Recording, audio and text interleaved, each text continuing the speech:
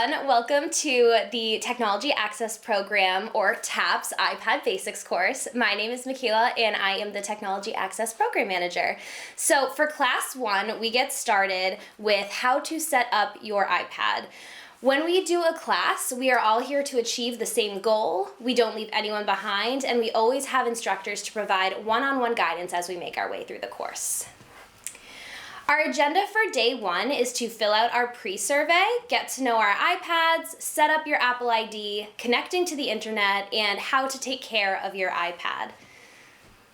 On your iPad, you will see an on and off button to the top left side, and then underneath a volume up-down button. You also have a front camera, and this is how you are able to FaceTime or take selfies or anything like that. You can also use Face ID when you have your front camera. On the back, on that back left side where your on-off button is, you will also see a camera for that as well. On your iPad, you have multi-touch gestures. Multi-touch gestures, or gestures for short, are an essential part of navigating your device using your finger. So the Technology Access Program also has the acronym TAP, which is the word we use the most. Your iPad only needs a gentle tap, just one soft tap of the finger, no pressing, no clicking, nothing like that. So when we want to zoom into something on our screen, we double tap. That's a zoom in or zoom out on photos, web pages, and certain apps by double tapping. Obviously, we have our simple tap, that's to tap into apps, or to type on our keyboard, that's a tapping motion. You can drag, so if you use this gesture to scroll up, down, left, or right, like you're turning a page or maneuvering yourself on the screen. You can pinch, so that's using 2 fingers to pinch to zoom in or out anywhere on the screen. If you want to see something in writing a little bigger, you can use 2 fingers to open it up a little bit.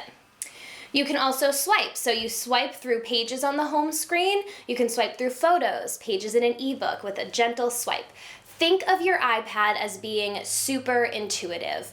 It goes where your finger goes, so you are able to just tell it, I want to go here, it'll click on to there for you. The devices and accessories that you get with your iPad include a charging block and a charging cable.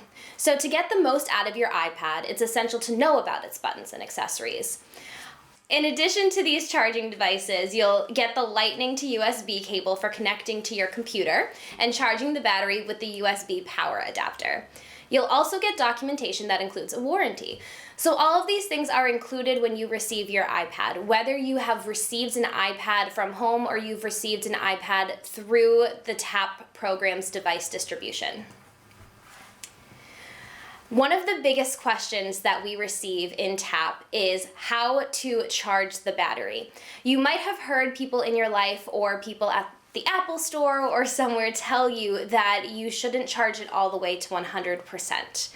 You can charge your iPad all the way. It doesn't make too much of a difference. What I would highly recommend doing is not keeping your iPad on the charger all the time. Trust that the battery actually works. You want it to be able to stay strong while you are taking your iPad on airplanes, on buses, just out for coffee. Maybe you're reading a book on your iPad.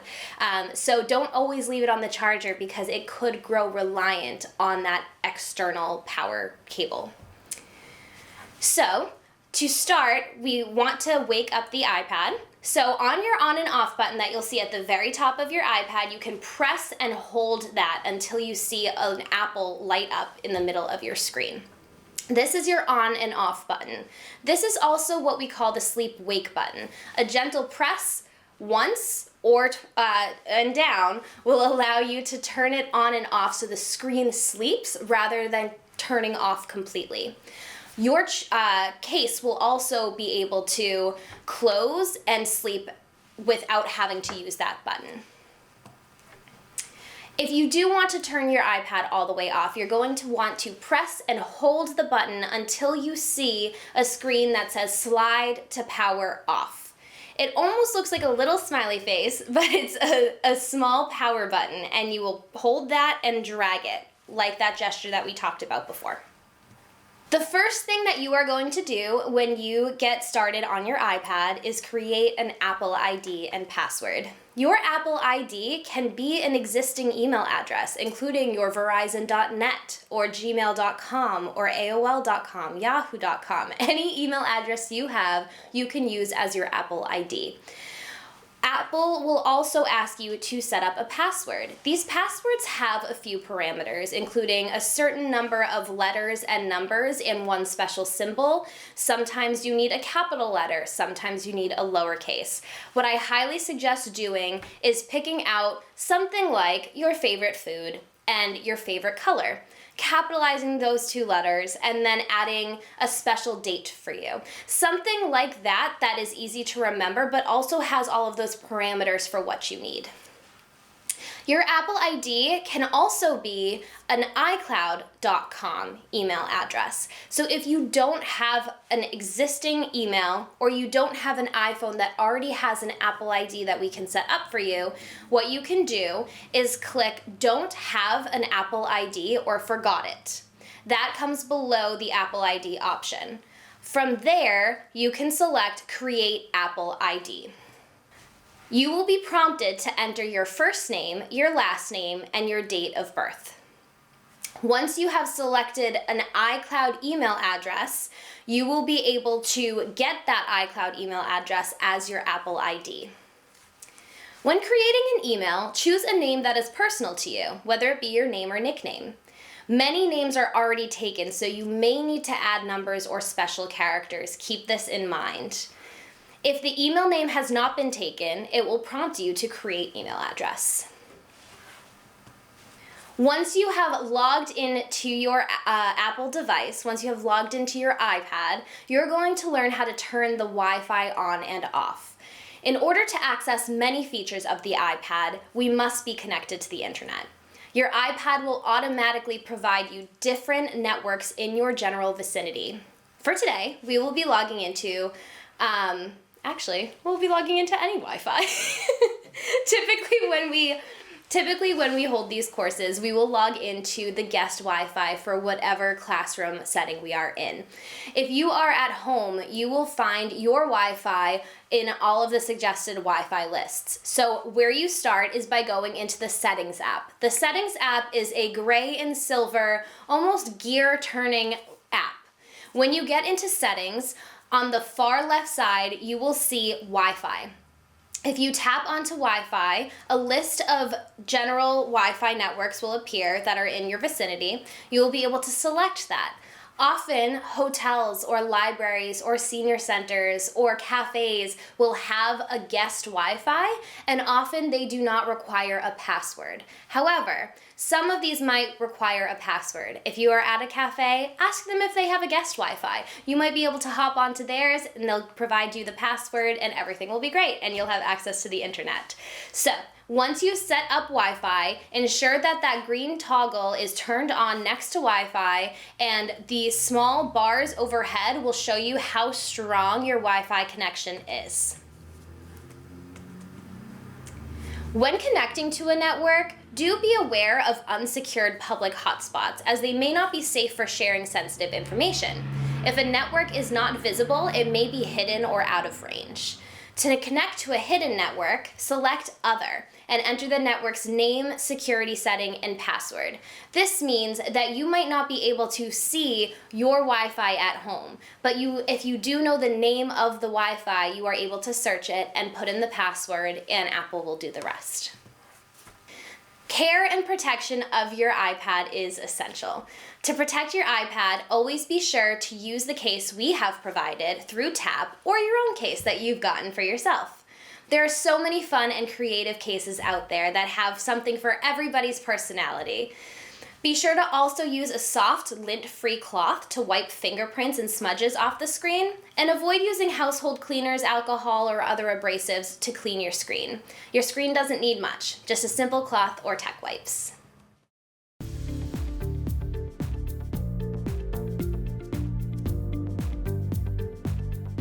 Class 2 of the iPad Basics course is all about using iPad OS. iOS is a mobile operating system developed by Apple exclusively for its smartphones. It stands for iPhone operating system. iPad OS is a version of the iOS operating system that runs exclusively on Apple iPad tablets. iPad OS is compatible with iOS applications and shares much of its code base with the larger family of iOS platforms. So this means that if you have Apple TV or an iPhone or anything like that, they are all running on essentially the same operating system. Reasons why things like the iCloud are able to be used on several different devices. Or you might see Safari on your phone as well as your iPad, which brings me to an important point. If you are new to an iPad, but you have an iPhone, just think of the iPad as a bigger iPhone. There's really not much of a difference, and once you learn that, you can kind of find your way around. Notifications are visual and audio prompts, including pop-ups and banners that are connected to the apps on your device. You might receive a notification from the New York Times crossword app, which is one of my favorites. You might get notifications that the daily crossword is ready to happen. You might get notifications that someone has messaged you or that someone has sent you an email. And these notifications pop up in different ways. They are designed to alert you when there is an update or any sort of notification that requires your attention. This could mean that the App Store sends you updates for certain apps that might have a higher software available. They're also useful for keeping up with everyday tasks and responsibilities. There are 3 ways to receive notifications. These come through an alert, which is a pop-up or banner. They appear as a badge on the app icon, or via the notification center. When you see a badge on the app icon, that is that red number symbol next to the apps on your home screen. That means that there are notifications within that app requiring your attention. One of the most common places you will find this is on your messages. If you see a red 3 next to your messages app, that means that you have 3 unread messages. Similar to that is email.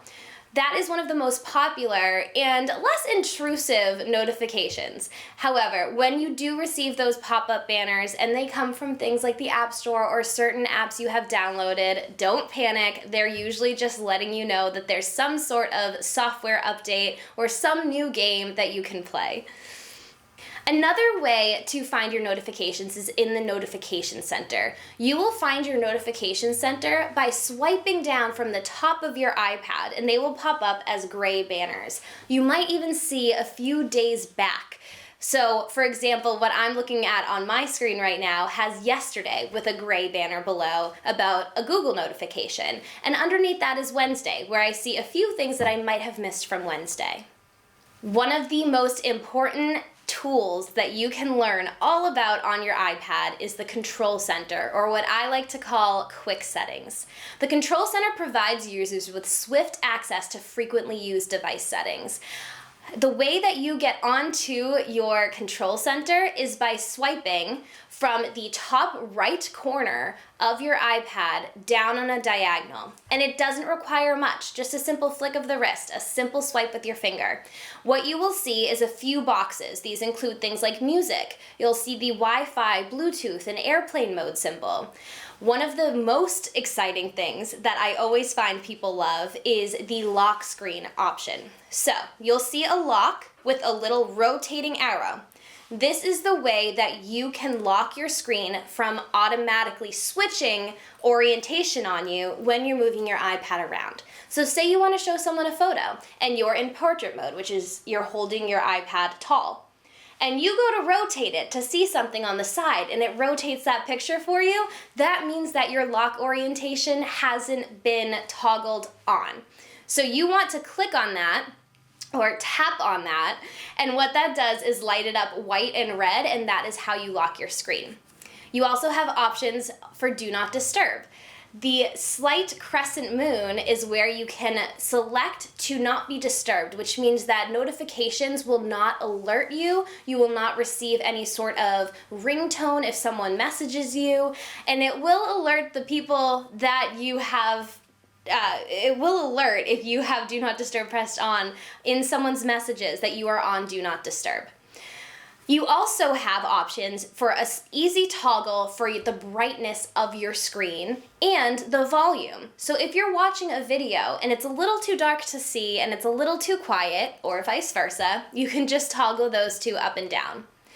You also have a few options below that might look a little different on everybody's screen, but those include the timer, the notes app, the camera, anything of the sort. These are all great resources to have right on your screen wherever you are. So instead of having to leave what you're doing and go into the settings app to adjust any of these quick settings, you're able to do it right from that top right diagonal of the screen. So I highly recommend that you practice using the quick settings rather than always going into your settings app, because it just makes it more effective for you to enjoy using your iPad. I also recommend you practice that flick down just to be able to get used to that movement, as it can get kind of confusing the more you learn about these gestures, but just think intuitively, you've got this. If you do want to optimize screen brightness and sound customization, you can do that as well from the settings app. If you go down to the display and brightness option on your settings, you will see an option to move your brightness up and down.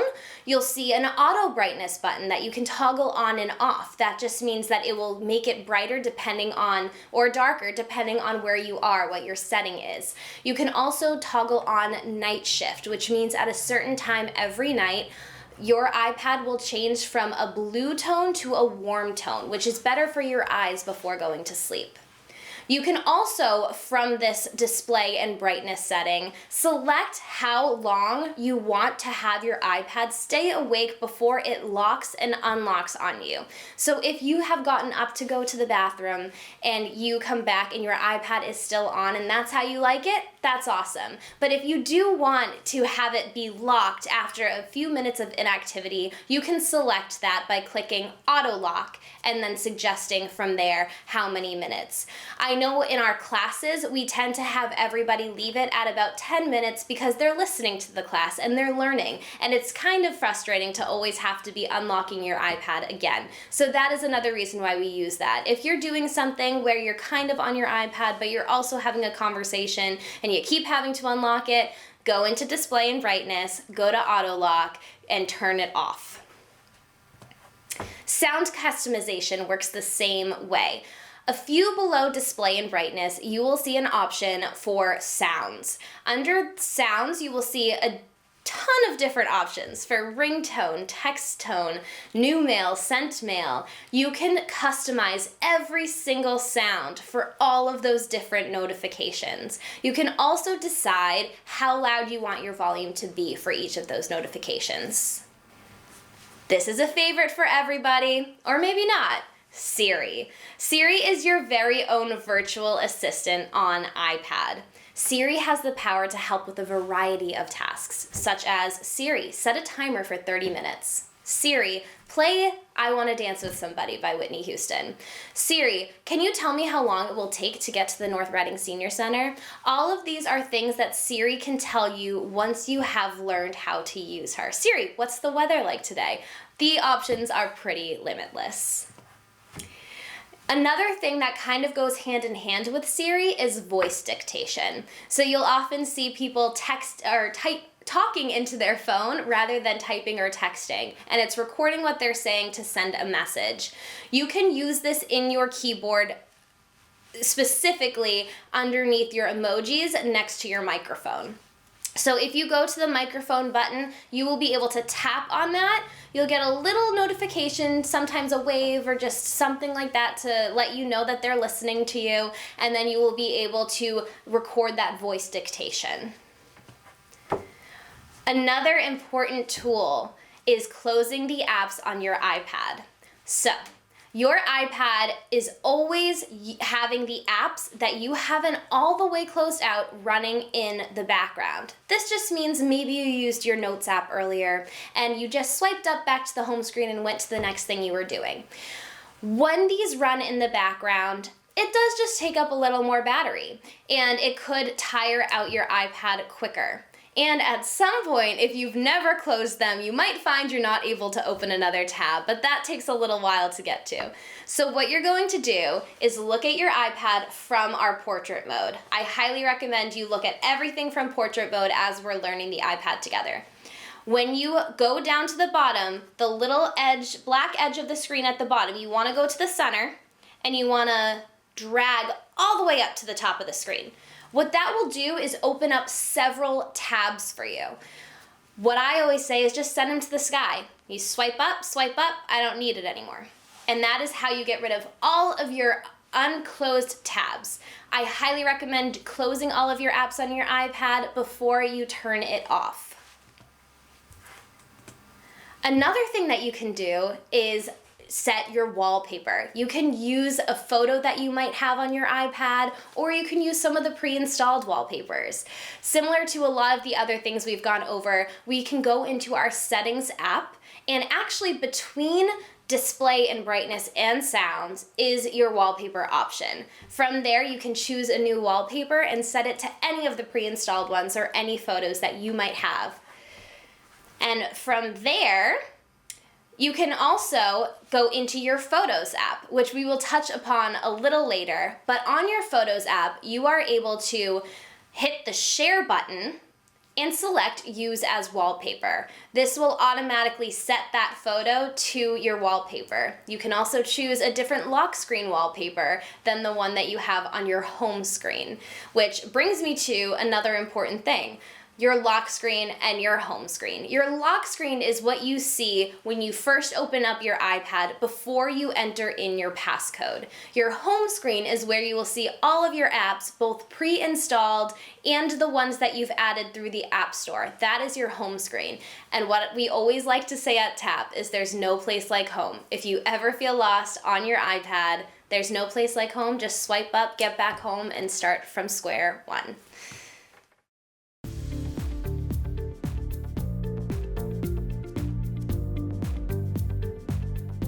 Class 3 of the iPad Basics course is all about apps. Your pre-installed apps like the Notes app, the Calendar, the Clock, as well as the apps you'll find on the App Store like the New York Times Daily Crossword app, which I always reference because I love it, as well as Pinterest, Facebook, Instagram, any of those kinds of apps. You might love Candy Crush. Those are all things that we can download from the App Store and we'll go over in Class 3.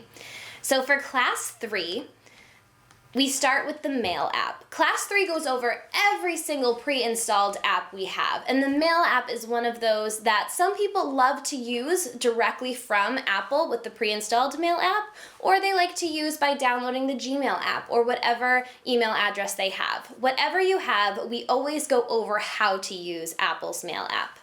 When starting on your iPad, configuring Mail is one of the first steps. This app enables you to send and view emails, manage your inbox, reply to messages. So to use the Mail app on your iPad, connect it to an existing email account by selecting your email provider and following the prompts. So when you open the Mail app, you will see Welcome to Mail, and it'll give you a lot of different options. iCloud, Exchange, Google, Yahoo, AOL, Outlook. Select your email address and then type in your information. You can use this pre-existing email address or use the Apple ID that you created in the first class, that iCloud.com email address. Once linked, you can send and receive emails. Moving on to the Messages app. With the Messages app, you can quickly send messages to your contacts. If your friends are also Apple users, such as owning a Mac or an iPhone, you can utilize the iMessage feature to send unlimited text messages, photos, videos, and other multimedia content to them. The Messages app will show up with blue and gray text boxes if you are able to send a message to one of these contacts.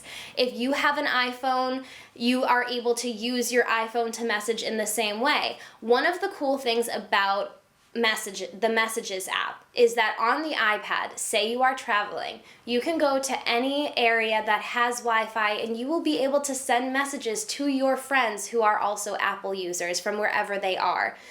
What you will notice is that when you type in someone's phone number or contact and you hit enter, If it pops up in red, that means it is not a viable contact. It means that that person may not have an iPhone or an iPad. It could also mean if it pops up green that they are an Android user.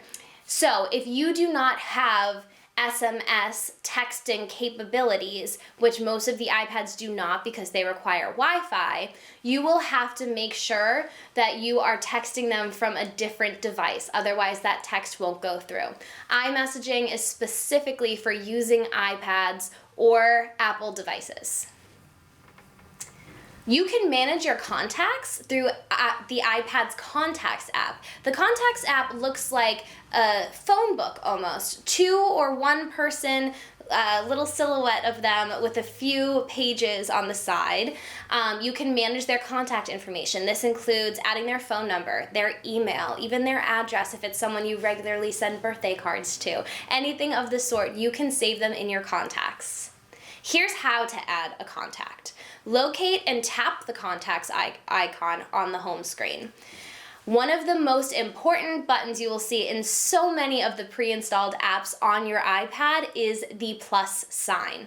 When you see the plus sign, this typically means you can add your own contact, email, event, alarm clock, anything of the sort. Always look for that plus sign. That's a good place to start. So when we are on our contacts, you would select the plus button and you have the option to enter in new contact information. This means filling out the required fields such as a first and last name and an email address. You can also add a phone number, a street address, or a birthday. As we said before, if you send someone a birthday card regularly, the information's all there. To add a new contact, fill in the necessary fields and then tap Done in the top right corner. To edit information for an existing contact you already have, select the contact and then tap the Edit button on the top right corner. To find a contact, instead of scrolling through a long list of contacts, simply tap the search bar at the very top and type your contact's name. You will be given a refined list to easier find who you are looking for. The Calendar app is an excellent tool for keeping track of everything, your daily schedule, birthdays, events, anything of the sort. You can add important events, meetings, and appointments with ease and make changes whenever necessary. Once again, one of the most important buttons on the Calendar app is your plus sign. You can tap the plus button and add your event. You can add things such as the title of the event, what day and time it starts and ends, what is the location. You can set an event alert so that Siri and Apple reminds you about 15 minutes before the event starts because you know that you have a 5-minute walk to get there. They can remind you when to leave because traffic is kind of heavy, which is why it's also important to keep on your location services as it makes these things more accessible. So when you are setting these event alerts, you have all of these options. One of the other special things about the Calendar app is that at the very top, you will see day, week, month, year. If you're on your iPad right now, give it a shot and tap between the different ones on the top because you will see a different viewing of your calendar. It allows you to get a far out view of your entire year, a closer view of your week, or even just a view of your day. This is making it very accessible for people to use however they'd like to view their calendar. You can also create events from other apps.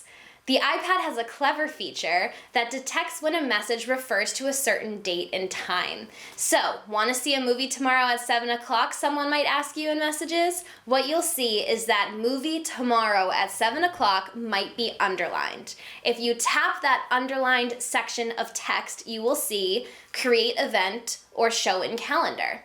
It is a quick tool to be able to set an event from something that someone has already messaged you or might have emailed you.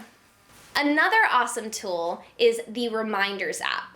The Reminders app looks like a bullet point list with different colors on the side. The Reminders app is an efficient tool for organizing your lists, like your grocery lists. You can check them off after you've collected your groceries. The app also accommodates other types of checklists like shopping lists or chore lists. You can also do pre-made to-do lists, but you can create more lists as necessary. So once again, you will look for either the plus sign or the Reminders app has an option at the bottom left to add list. From here, you can add a grocery list. Once you have finished adding to your grocery list, you could always bring your iPad to the grocery store with you, place it up in the cart, and start shopping. Say you start filling in the bullet points for each section that you shop for. So you've checked off bread, you've checked off milk. There is an option on the left side to open up completed. So say you're halfway through grocery shopping and you can't remember if you added something to the list. Did I get it or not? The cart's full. I don't know what to do. You can go back into your list and find completed. You can also utilize the reminder alarm to stay on top of tasks. Do you frequently forget important tasks? Maybe you have certain medications you'd like to take at certain times in the day. Maybe you have certain foods that you eat, or you're trying to remember anything that you're trying to remember. Essentially, you can set a reminder and set an alarm for that reminder. So it's not just great for building lists, it's really great for reminding you of things, hence the name. So you can set an alarm for any time and it will alert you to remind you of the task that you have to do.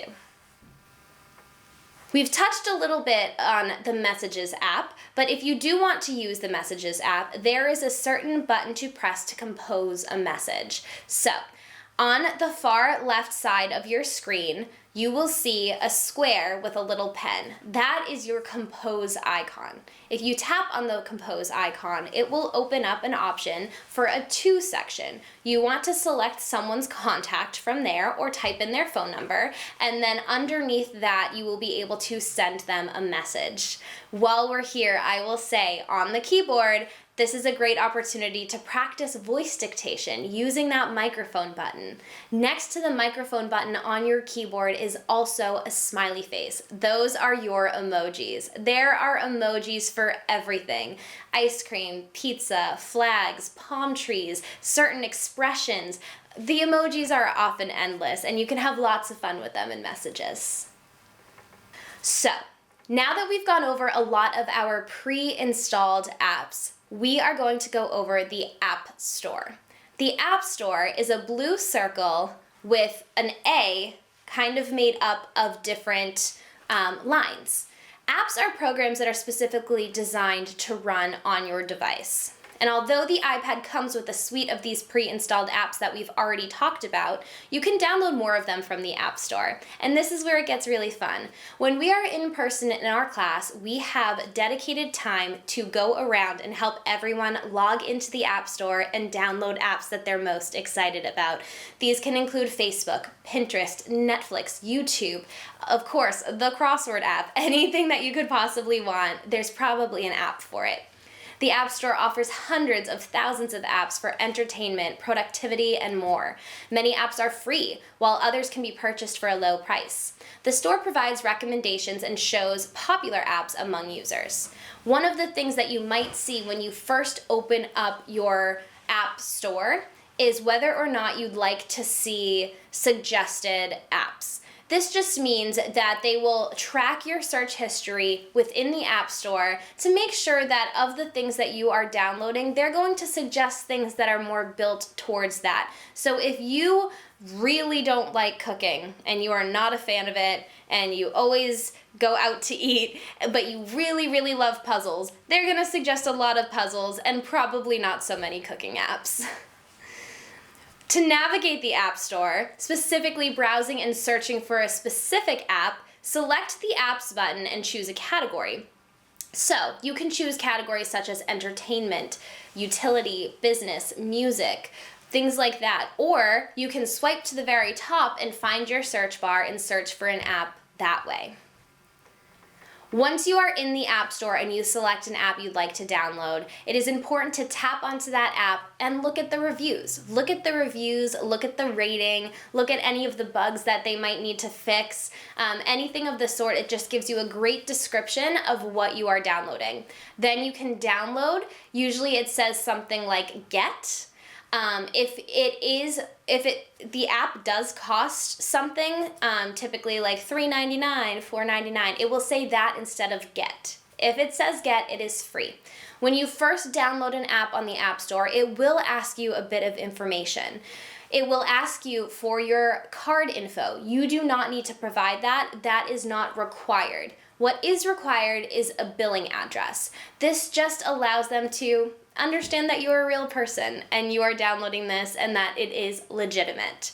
From there, you will also be asked to enter your Apple ID and password. And I know it can be pretty frustrating because most of the time, especially if you're in these classes, you have just learned your Apple ID and password. And it's probably a pretty long password.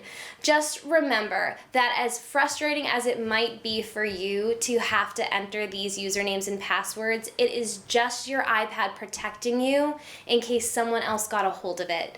They would not be able to purchase anything on the App Store. You are the one that is signing in and allowing yourself to download these apps. So just keep that in mind every time you have to log into something new. Once you have filled in your information, whether you did want to add a card because you wanted to purchase a certain app or you didn't and you added only your billing address, you would be able to finish that profile and then download the app. What you will see on your home screen is the app will look a bit gray. You'll see that the circle starts to move and light up the app. Do not tap on it because that will pause the app's downloading onto your home screen. You want to wait until it's completely lit up and ready to go, and then you'll be able to use your apps.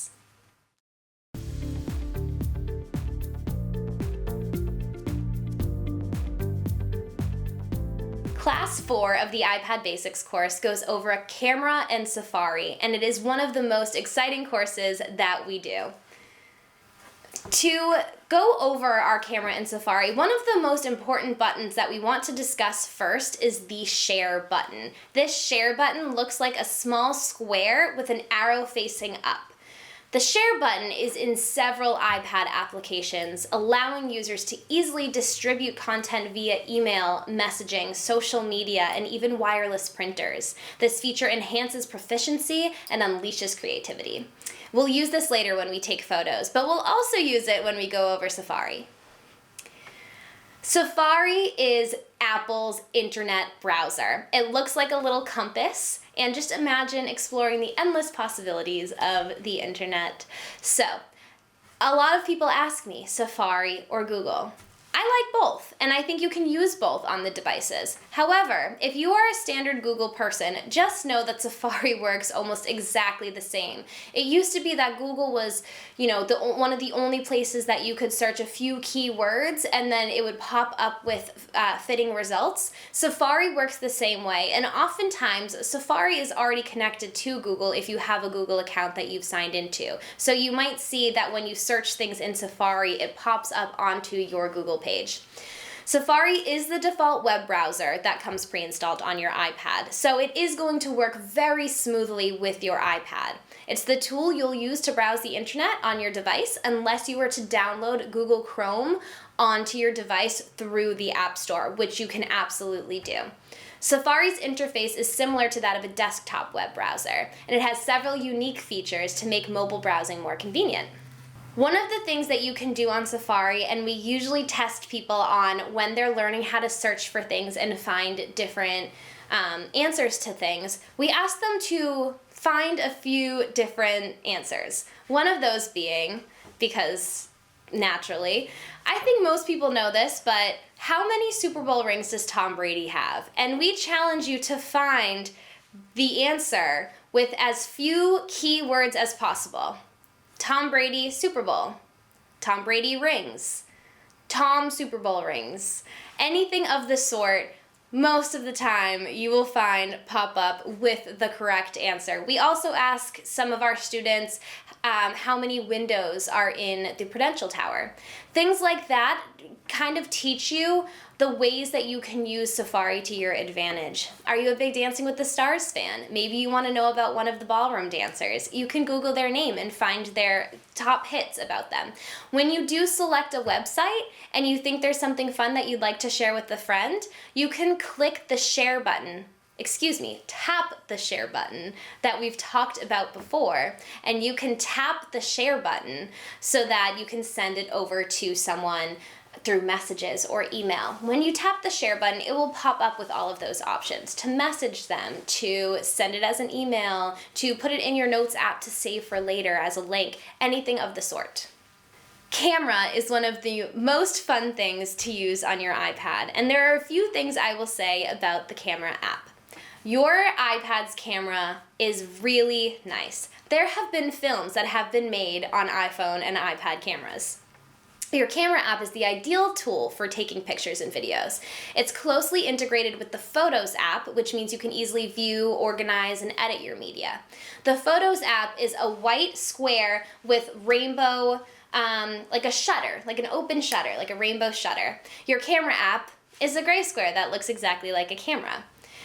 You can also access your camera from your home screen. So I'm gonna give a shout out to my adorable dog, Ollie. Ollie is adorable and he tilts his head a lot, and sometimes I can't get to the photo app fast enough for that cute picture of him. So all I do is swipe the screen to the right and it opens up my camera app for me, and I get to shout out Ollie. So, one of the most important things to learn is all of these shortcuts on your iPad.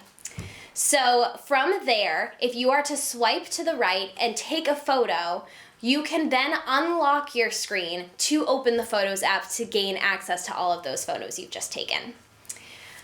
One of the other ways you can do it is by opening up the camera app, and you can go over the features of your camera app. So your shutter button is just a big white circle. Underneath the shutter button, you will see a square, and that is where you can access your photo gallery. Underneath that, you have photo, video, portrait. These are things you can toggle to move into different modes of recording. Video obviously records videos. You will see that the shutter button turns to a red recording button. You just tap it once to record on, and there will be a red rectangle at the top that lets you know you're recording, and then you tap it off to finish the recording. Another option you have is above the shutter button. You will see two rotating arrows. If you click that button, tap that button, you will find it facing your view, so you can take selfies. You can also use the timer. The timer comes up above that app, and it allows for I believe it's a 3 or 10-second timer. So you're able to hit the shutter button, it'll give you a countdown, and then take your picture when you are ready for it. You also have the option for live. Live is one of my favorite features on the camera app, and if it's yellow, it means it's on. A live photo does not require you to use the shutter button any differently when taking a photo. You just tap the shutter button, it takes the photo. However, it grabs about 2 to 3 seconds on either side of the photo of live footage. So when you go back into your Photos app, you are able to press and hold the photo, and it comes to life. It's a great way to see photos from a different perspective and really feel immersed in the photo that you're in. If you don't like this live option, just tap it off and the circles that you see will just turn white, and that means that it is not a live photo. From here, you can also adjust your camera orientation. So, when we go back into our quick settings, which is when you flick down to the right diagonal, that is where you will find your quick settings. You can then toggle off your lock on the orientation, because it is as easy as flipping your screen, your iPad back and forth to get a photo in either landscape or in portrait mode. Usually when we're in class, we take a bit of time where everybody uses photo booth props and gets to take pictures and learn more about their camera. Once we have a nice gallery to work with, we manage our photos and videos in the Photo app. The Photos app on your iPad is the go-to place for all your multimedia needs. Capture special moments on your camera and they'll automatically be saved right in the Photos app. You can take advantage of Photo's organizational tools to sort your media into albums, create slideshows, and share your content in various ways.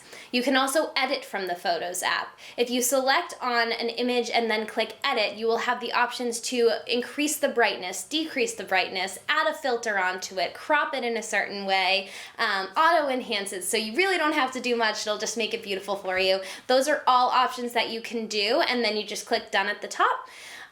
The Photos app is also a great place to share your photos. So if you hit that share button that we've been talking about, it will give you the option to send it as a message, as an email, to use it as your wallpaper. All of these things we've been talking about up until this point, you will be able to get onto your Photos app. And that is the basics of our iPad Basics course. At the end of our course, our graduates receive a certificate of completion and a 57-page iPad Basics guide going over everything we've learned and more. We also take questions and go over anything that might need a review, but in essence, that is what we do with the iPad Basics course. This is how we empower individuals to learn more about their iPad, to trust their own instincts, and to explore all of the different options they have on their iPad.